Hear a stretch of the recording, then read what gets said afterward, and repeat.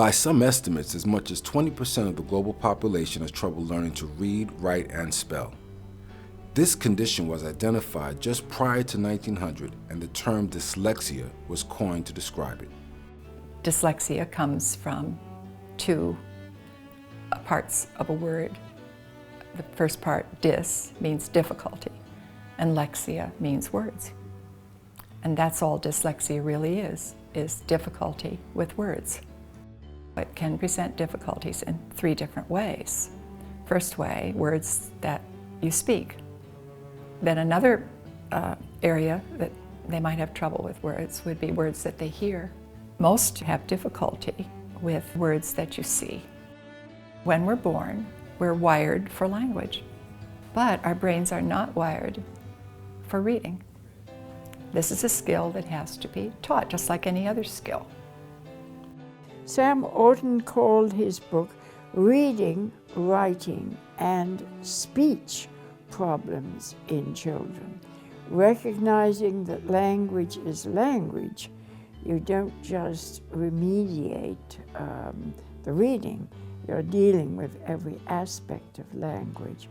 That's why we call our tutoring language training, because we're dealing with every aspect of language as we work.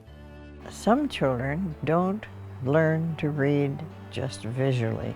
So my disappointment is that teachers continue to assume that all the children are going to learn the way they did, which is visually. And there's a certain percentage that we call dyslexic that don't learn that way, and they need very special, individual, if possible, attention so that they can succeed in learning their way, which needs to be multisensorily.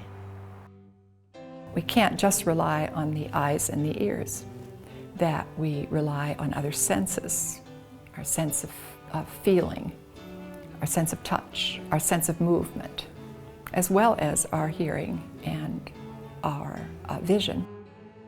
When we teach, we use multiple senses.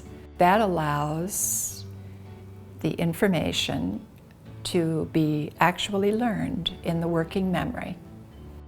Although we understand why some people struggle with reading and writing, there are still many misconceptions that prevent proper treatment. In the general knowledge of the world, people think dyslexia actually means not too bright, and that it's like a made-up condition. Oh, you hear this all the time.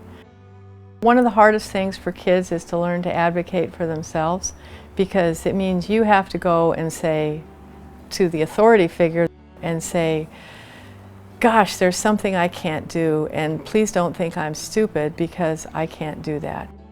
Understanding why this is and how to help those who have difficulty with words has been the task of compassionate individuals for nearly 3 generations. It began with the seminal work of neurologist Samuel Orton and psychologist Anna Gillingham in the early 1900s. Their work has become the center of an approach adopted by many different schools, and the Academy of Orton-Gillingham Practitioners and Educators is the only organization officially authorized to set and maintain standards for the practice of the Orton-Gillingham Approach. We incorporated under the Board of Regents in the state of New York. And the reason we did it was because we were starting a new field of endeavor that required specific kinds of training. So we incorporated under education law in New York. Very unique. We're the only organization in this country that has this level of certification. It's very important. We felt there was a tremendous need to provide information and to set standards of excellence for people working with individuals with dyslexia. And we began that dialogue that ultimately led to the notion of a national organization where we could give clarity to standards, identify people who meet those standards, and be able to communicate broadly to the public the nature of the problem, the value of Orton-Gillingham, and to be able to place confidence in persons that we certify as having met our standards. And now that there is an academy that is recognized under education law, parents can say, I want someone who is a member who is accredited by this academy. That's what the academy does. The academy sets standards and acknowledges professionals at various levels who are competent to see that these children never fail again. And we're the only organization that does that. The Orton Academy oversees the instruction of every academy teacher to ensure quality of standards in education. They also offer several membership options for every level of commitment. Some people would like to read a book and get a degree, but to be able to demonstrate that you know how to interact with a child or a person of any age who has difficulty with reading and spelling takes more than reading a book. It takes more than just a lecture, because you can sit and listen and it sounds easy. To just hear it or just watch somebody do it is not enough. And we know that because we've been training teachers for over 50 years. And that's the value, that's the importance, I think, of the academy, is the determination that those in training who say they're Orton-Gillingham trained really do know the approach, the whys, the wheres, the whats. The feeling was that it takes about 3 years of specific training and specific practice for someone to become really a good Orton-Gillingham practitioner. So after 3 years, you can become what we call certified. And we feel that people who are applying at the certified level should be able to work with kids with multiple problems, maybe youngsters who are not just dyslexic, but who may have other issues, like attention deficit, other kinds of developmental problems. They can work with adults, they can work with children, they can work with anyone who comes along. And then the organizing committee looked at this and said, well, you know, a lot of people are not going to want to wait 3 years. We need to offer something in the meantime.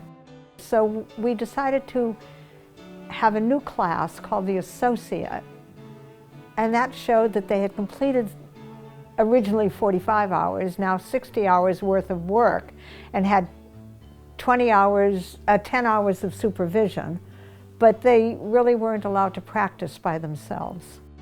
And so you can work, but you must work under the supervision of a fellow. And the fellows of the academy are the ones who've been in the field for many, many years. And the fellow has to know everything, backwards and forwards. You can't teach it if you don't know it. And the only way you're going to know it is through experience. And the only way you're going to get that experience is putting in your time and being supervised and being corrected every time you make a mistake. So that the fellow teaching is very, very intensive. We also have membership at the subscriber level. A subscriber is somebody who's had a 10-hour overview, and it's someone who's not qualified to do anything except to become an educated consumer. So we thought this was a good thing for school administrators who want to know, what is this about? What should I be expecting from a teacher or someone who says that they're trained in Orton-Gillingham? That 10-hour subscriber course is very important. It's designed for those folks who just need to become good consumers. Public schools are where most of our students attend, and unfortunately, the public schools teachers do not have the opportunity to teach one-on-one. Often, they cannot take the time or the expense to do the full course. Schools won't always necessarily pay for it. So we're offering a simple path to certification, something to enable them. Here's what you can do beginning on Monday morning that will begin to be effective and will change the outcome for your students. When I found out about Orton-Gillingham, I just couldn't believe it. because it was just this key to unlocking, you know, the trouble and the struggles that some of these children were having. And I felt like, why haven't I been taught this before? I actually was a little angry about it, mainly because I felt like I could have already been helping kids with this. Every practitioner, regardless of their level of participation, is personally invested in some way, whether it's because of personal experience or simply their caring heart. You know, I think the really worst thing as a parent for me was first grade was coming home, my daughter every day saying, I don't want to go back, don't send me back there, I can't do what everybody else is doing. Why is it that my friend next to me can read all these things and I can't read anything? And everything that you get back from the school is pages with red marks on them. It's like not good enough, and you know, you see your child just sinking and sinking. I've seen several different approaches to teaching reading, and I can honestly say that OGA, it really is the gold standard, and it works for every child who's struggling. And that's why I'm here, and that's why I'm back to train again. In this system, we are approaching it to continuously encourage, not be negative, to look at this as you're special, as everyone is. Each and every person is very unique and gifted and talented in their own ways. I just believe that people all over should be encouraged the way we encourage our students. But the Orton-Gillingham approach goes beyond anecdotal encouragement. It is an adaptable approach to learning that caters to the student's individual needs. One of the important features of the Orton-Gillingham approach is that it focuses upon the student. Everything that the teacher does is focusing upon the student. Well, we say that it's diagnostic and prescriptive. Now, it doesn't matter if you're working with one child or a group of children. Your first job in sitting down with a child or a group of children is to try to figure out where they're already at, because there's no sense to teach them what they already know thoroughly. And then you begin to fill in the holes and to strengthen the areas in which they're weak throughout the entire alphabetic system.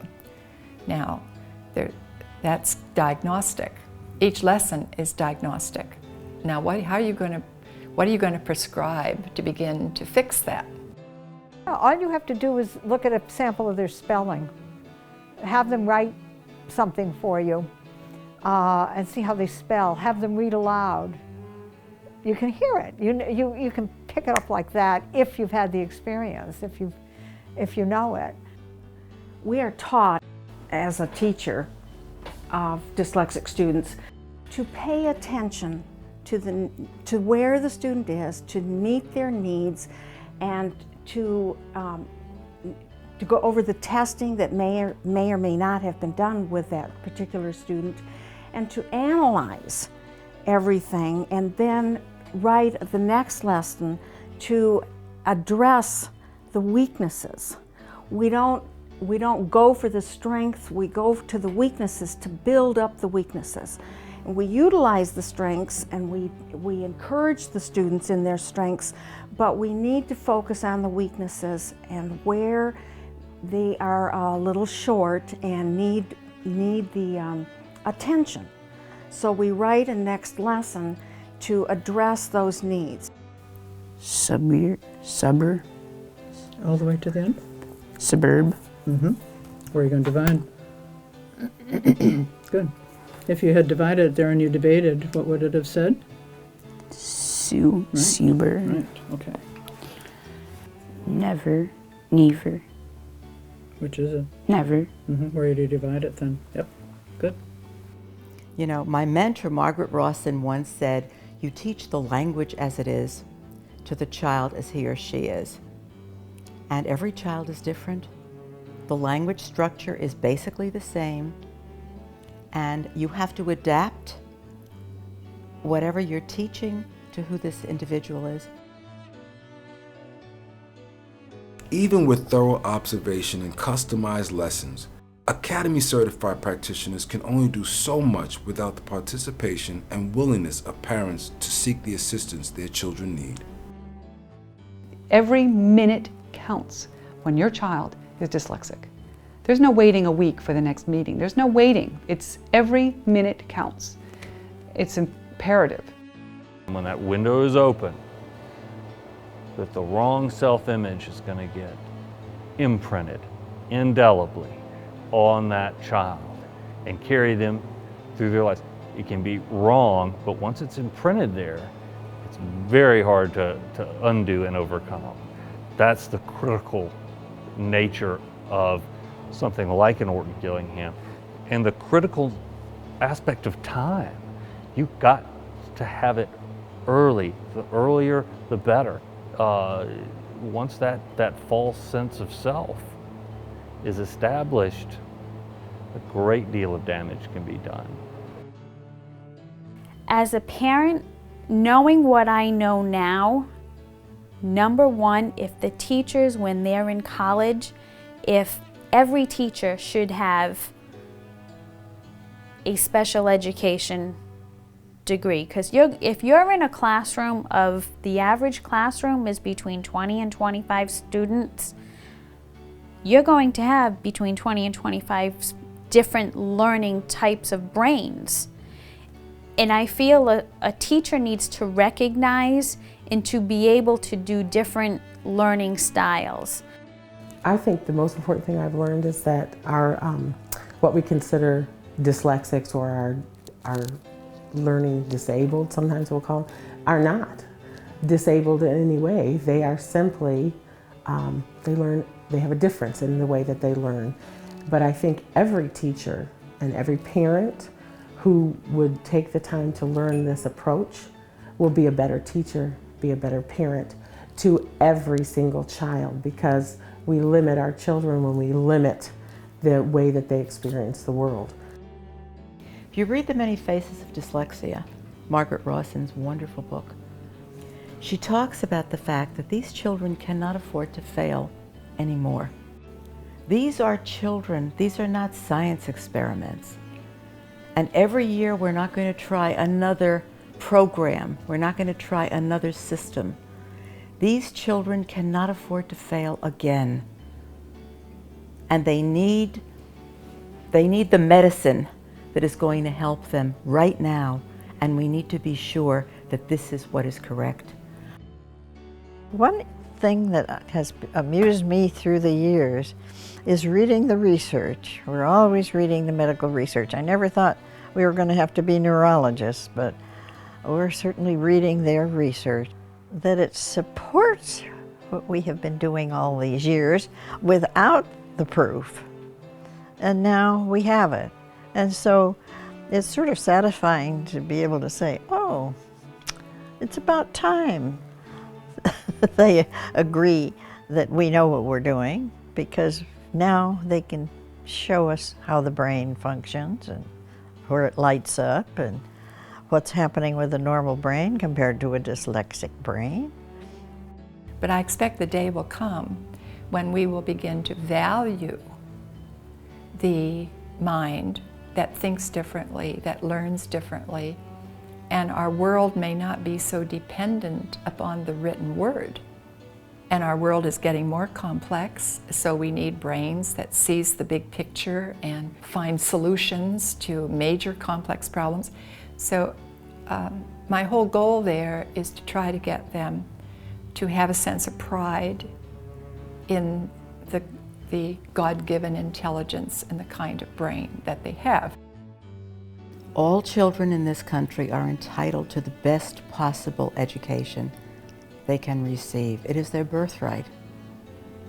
And to deny children their birthright is criminal.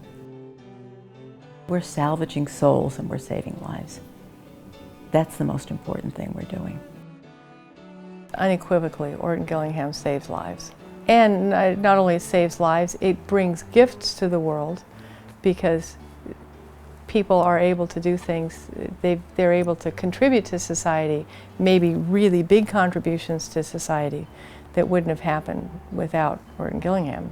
Transforming a potential learning disability into an asset and helping people of all ages reach their goals and full potential is the heart of every Orton-Gillingham practitioner. To find out more about the Orton-Gillingham Academy of Practitioners and Educators, visit their website at orton-academy.org and get started today to a brighter future.